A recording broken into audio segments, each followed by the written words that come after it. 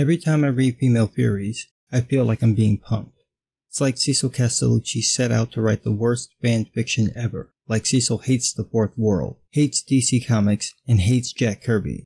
So instead of treating anything seriously or with respect, Cecil spits all over it, and then tacks on this bizarre feminist commentary about sexual violence against women, and then makes a joke out of that.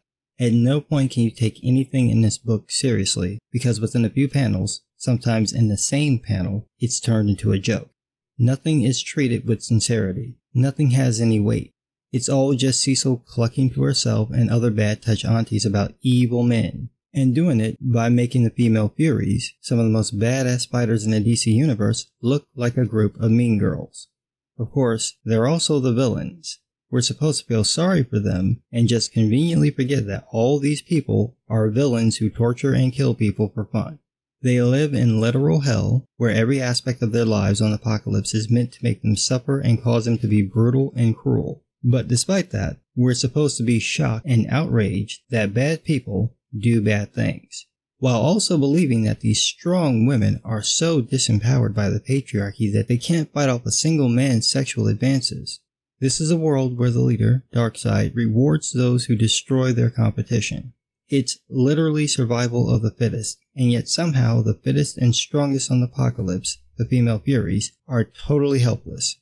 So helpless that Granny Goodness kidnaps Beautiful Dreamer from the Forever People to give the Furies good dreams to win Orally back. Why are you so obsessed with her? We've never seen her do anything other than bitch and moan. She's just an insufferable twat who Granny Panties wants to make feel good again, which makes no sense.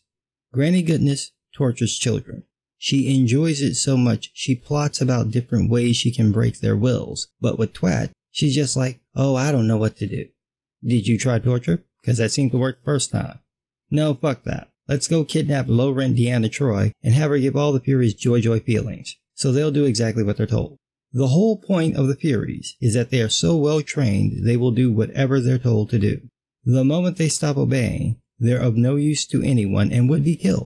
No one's gonna try to brainwash them. You're done. But no, Granny Panties tells Deanna to send them good dreams, but Deanna can't because everyone on Apokolips has nothing but bad thoughts. They've literally been conditioned to think like this by Granny Panties, and she expects, for some reason, to find beauty in all this deliberate ugliness around her that she helped create. And she's surprised. She's surprised there's nothing positive in the world of misery she built. Wow. Deanna's like, have mercy. And then Granny Panties remembers Mercy, the dog she killed to prove her loyalty to Darkseid, and that memory is good enough to give all the Furies the joy feelings. Except for Twat. For some reason, she dreams of dancing with Shifty McGrabby Hands, even though she hates him. I will repeat that, just so it sinks in. Orally, our rape victim / heroine, has what's supposed to be a good dream, and it's dancing for her rapist. Cecil. That's pretty fucked up, even for a feminist. Why would you write that? I mean, even in the context of the dream, it doesn't look like Twat is resisting Beautiful Dreamer's power. So this is supposed to be what Twat ultimately wants to see, which means she wants to please the man who rapes her. Jesus, I feel so funky. So then low-rent Deanna Troi tells Twat that she can have beautiful dreams if she just comes with Deanna to New Genesis. She tells Twat that Apokolips is her enemy, and if she just ditched it, Twat could bathe in flower bukake. And because of her pollen allergies or a lack of common sense, Twat refuses. Even though she's complained for the last 2 issues about McGrabby Hands, she's still loyal to Apokolips and doesn't want to leave. Instead, she wakes up and rats on Deanna. Granny Panties tells Twat she already knows and had to do this because Twat was being a twat. She says, what's a little slap and tickle so we can achieve our glory? To a real Fury? Nothing. And then she says, if only you knew what I endured. What? 1 second you're telling Twat it's not a big deal that this guy is using her like a living fleshlight, and then the next you're complaining about how bad you had it? So Twat and Granny Panties have the dumbest spat ever. Twat says, I am not to blame. I did not make the rules on Apokolips. I did not ask to be handled by Willick. Yeah, and? This is how Apokolips works. You do as you're told or you get the hose. You grew up here, you know this. Why are you bitching? Then Granny Panties says, you swore an oath to Apokolips, to Darkseid, to me. That doesn't give you the permission to abuse me. Yeah, it does. You swore to do what you were told to do, to be whatever they wanted you to be. So then Twat threatens Granny Panties with a scalpel or some sharp object, and Granny Panties is like, you would not kill your granny, would you? What kind of dumbass question is that? Bitch, didn't you kill the Queen of Apocalypse? Isn't that how we first saw you? You tried to choke her to death, and when that didn't work, you used poison? Twat frees the low-rent Deanna Troi, who uses her power to make Granny Panties relive killing her dog, and I don't care. Twat and Deanna escape, the Furies wake up, and before they can chase after the escapees, Darkseid calls Granny Panties so she can coddle him because Scott Free, the future Mr. Miracle, was lured away by Himan. What am I looking at? What is this? Darkseid. Motherfucking Darkseid. Destroyer of worlds. Wrecker of Punani. The only dude who could look at the Thanos snap and go, "Tch, pussy."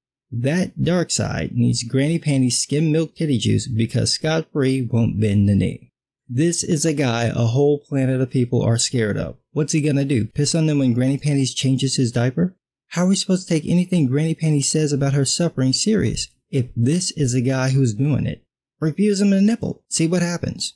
So Darkseid says he wants a low-rent Deanna Troi because she might be the key to the anti-life equation, which hasn't really been mentioned in the series, so this is just a sort of throwaway line, just put there because that's what he's about. Fuck anybody who doesn't know anything about Darkseid, because then that line won't make any sense. Too bad. Then he says that Himan helped low-rent Deanna Troi escape, but someone brought her in, and Darkseid suspects Scott Free. He asks if Granny Panties has anything to add, and she's like, nah. So Darkseid sends her to get Scott. Granny Panties goes back to the Furies and tells them about Twat, and they're all ready to kill her, but Granny Panties is like, bring her back for recondition it. By force if you have to. Well, why didn't you do that before? This whole time you had the means to wipe her mind and make her do whatever you wanted and you just sat on it? She defied you like 80 times, but nope, just give her a good talking to? If you can do this, why even bother breaking the kids? Just screw with their heads and be done with it. Oh, you didn't have it before. This is just some shit Cecil came up with at the last minute to move along her bullshit plot. Never mind. So we cut to Twat dancing for Joe Biden in the worst toupee ever, and the Furies just show up. This dude has been hiding all over Apocalypse for months, if not years, but low-rent Deanna Troi left the boom tube open, and the Furies traced it back to Himan's location. All that technology, y'all don't know how to scramble a fucking signal. No wonder Batman could hack Apocalypse and threaten to blow it up. Baby monitors have better security protocols.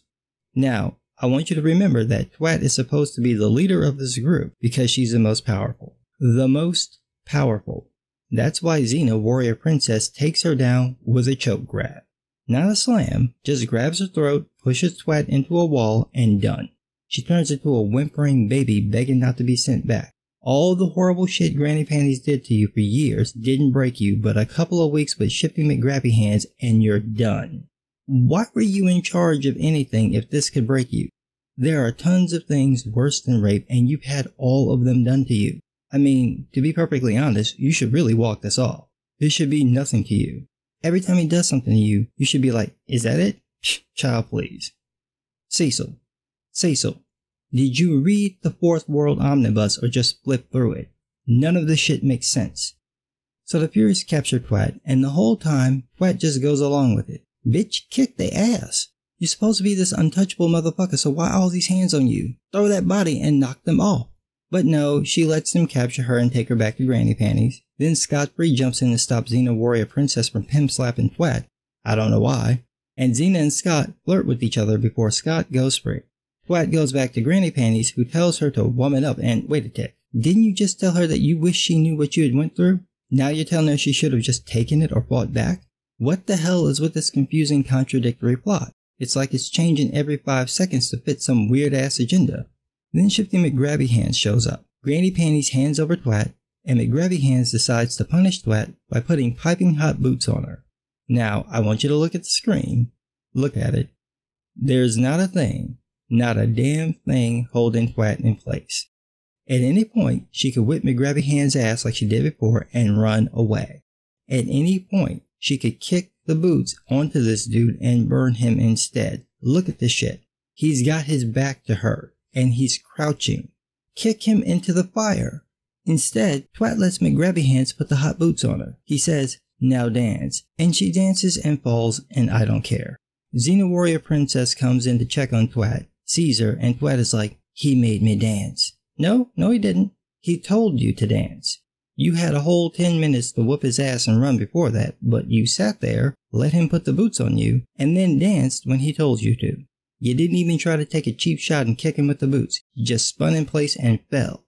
Then we get, finally, after suffering through almost 3 whole books of bullshit, a genuine moment where Twat asks Xena if she's ever dreamed of a better life. Then she dies. Thank God. Finally, you don't have to deal with this insufferable Twat anymore. Now, in fairness, this could have been a powerful scene if it had been played straight. Instead, it goes right back to bullshit because now that Twat is dead, Xena Warrior Princess finally believes McGrabbyhands is an asshole. So that whole time when your dear friend kept telling you what he did, you didn't believe her. When you saw it for yourself, you didn't believe her. When she kept complaining about it, you still didn't believe her. But now that Twat's dead, now you believe her? What the fuck? Cecil, baby girl, you've ruined your story. Ruined it. There's no way to take it seriously because the character you want us to think mourns for a dead friend was literally joking about how she put them hands on McGrabbyhands instead of the other way around. She didn't care. Hell, in this book, she's the one who takes out orally because she doesn't care.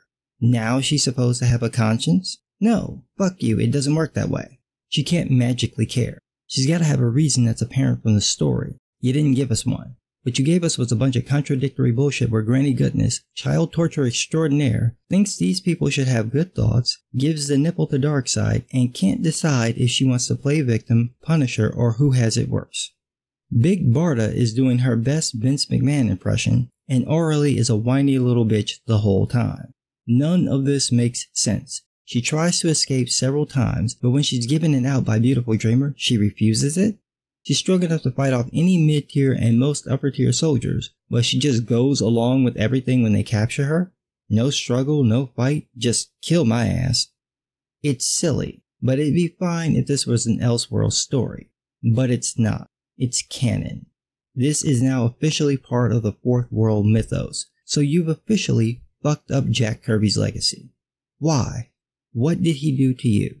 He had a very nice, somewhat convoluted psychological and philosophical story going on, and you just came in and ruined it, like a fart in the middle of sex. Why are you here? Go write your own story and fuck that up. Leave Jack Kirby alone. Jesus. Oh, who am I kidding? I know you're gonna fuck it up even worse in the next issue. For those who ain't looking at the screen, you really want to look at it. This is the opening panel from the next issue, where the former queen gives Granny Goodness a secret book as Granny pours poison down the queen's throat because vaginas gotta stick together. That's not a joke. She literally says that Granny should take this book because, woman to woman, as she's being murdered by another woman. Fuck me.